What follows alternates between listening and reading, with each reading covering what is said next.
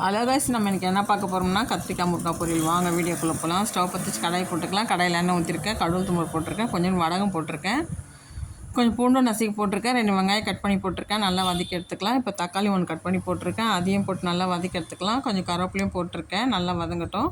இப்போ கத்திரிக்காய் முருங்காய் கட் பண்ணி வச்சுருக்கேன், அதையும் போட்டு வதக்கிக்கலாம். இப்போ தக்காளி போட்டு நல்லா வதங்கிச்சு, கத்திரிக்காய் முருங்காயெல்லாம் போட்டாச்சு. இப்போ மசாலா சேர்த்துக்கலாம். 1 ஸ்பூன் மஞ்சள், 2 ஸ்பூன் மிளகாத்தூள் போட்டிருக்கேன், தேவையான உப்பு போட்டு நல்லா வதக்கி விட்டுக்கலாம்.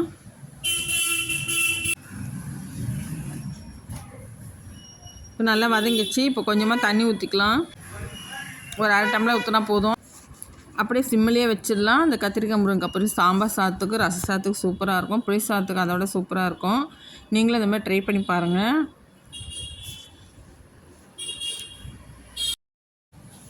இப்போ கத்திரிக்காய் முருங்காய் பொரியல் ரெடி ஆயிடுச்சுங்க. நீங்களும் ட்ரை பண்ணி பாருங்கள். இந்த வீடியோ உங்களுக்கு பிடிச்சா லைக் பண்ணுங்கள், சப்ஸ்கிரைப் பண்ணுங்கள், கமெண்ட் பண்ணுங்கள்.